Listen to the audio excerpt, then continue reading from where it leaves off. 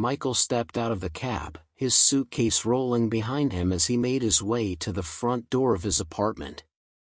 The city was quiet at this hour, the streetlights casting long shadows across the pavement. He took a deep breath before unlocking the door, expecting the familiar warmth of home to welcome him. Instead, something felt different. The air inside was still, almost lifeless. The scent of home, Sarah's perfume mixed with the faint aroma of coffee and freshly washed linen, was missing. It was as if the place had been abandoned for weeks, yet he knew that wasn't true. Sarah had been here. She had sent him messages, photos of the apartment, reassurances that she was fine and waiting for him. Then why did it feel so empty? Michael set down his suitcase and called out, "Sarah? I'm home." A moment later, she appeared from the hallway, wearing an oversized sweater and leggings. She smiled, but it wasn't the radiant, excited smile he had been expecting. It was polite. Almost forced. "Hey," she said softly, walking toward him.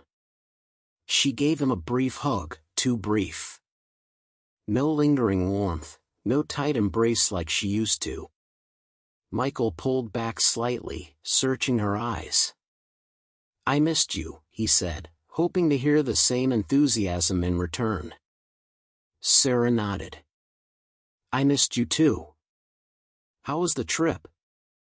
"It was fine," he said, distracted.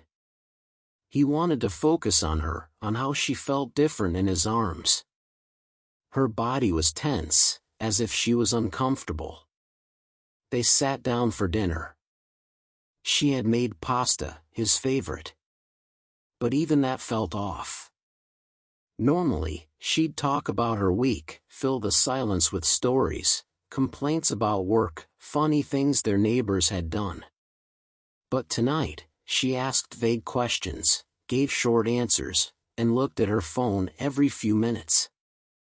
Michael noticed how she placed it face down on the table, something she never used to do. A quiet unease settled in his stomach. The days passed, but the feeling of something being wrong only grew stronger. Sarah was there, physically present, but mentally distant. Michael tried to brush it off at first. Maybe she was just stressed from work. Maybe she needed time to adjust to him being back after a month apart. But then, the little things started adding up. She went to bed earlier than usual, curling up under the blankets before he even got the chance to lie down. And when he finally joined her, she was already facing away from him. The intimacy between them, both physical and emotional, felt strained. When he reached out to hold her hand, she hesitated before letting him. When he kissed her, she pulled away just a second too soon. Michael started paying more attention. She was on her phone more often, texting late at night. Whenever he walked into the room, she would lock the screen or flip it over. She laughed at messages but never shared what was so funny. One evening, while they were sitting on the couch, he casually asked, "Did anything happen while I was gone?" Sarah hesitated. It was barely noticeable, a split second, but Michael caught it. She tucked a strand of hair behind her ear, avoiding his gaze. "No, just the usual. Work, errands, nothing exciting." Lies. Michael wasn't sure how he knew, but he did. Doubt was an insidious thing. It crept into Michael's thoughts at random moments, when he was working, when he was driving, when he was brushing his teeth. A whisper in the back of his mind kept asking, "What is she hiding?" One night, as Sarah showered, Michael sat on their bed, staring at her phone on the nightstand. He had never gone through her things before. He had never needed to. But now he wasn't sure. His hands trembled slightly as he picked it up. The screen lit up, showing a notification from an unsaved number. Did he suspect anything? Michael's stomach dropped. The blood rushed to his ears, making everything sound distant. This was it. The confirmation of his worst fears. He wanted to unlock the phone, to see the full conversation, to find out everything. But before he could, the bathroom door opened, and Sarah stepped out. She froze when she saw him holding her phone. For a long moment, neither of them spoke. Michael finally broke the silence. "Who is it, Sarah?" His voice was calm, but there was an edge to it. Sarah's expression crumbled. She swallowed hard, her eyes darting toward the phone before meeting his gaze.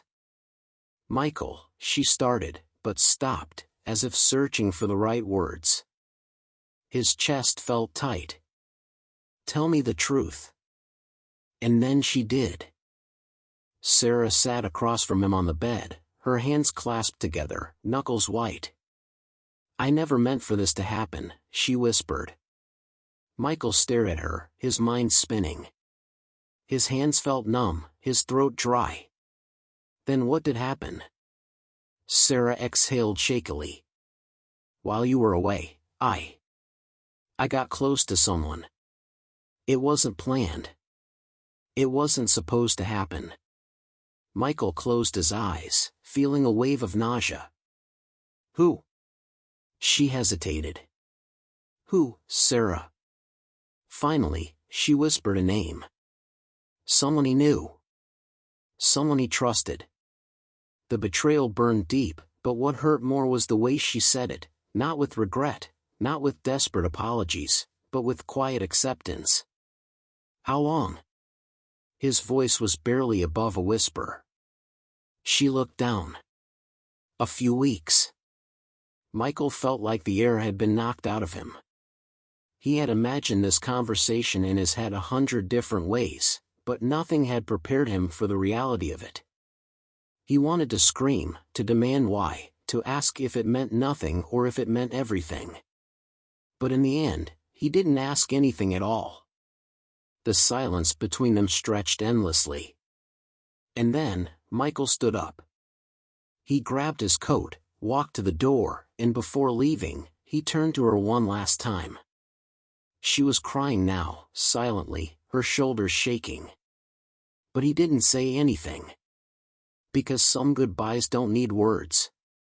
This was the silent goodbye, a story of love, betrayal, and the moment when silence speaks louder than anything else. Would you stay and fight for love? Or would you walk away?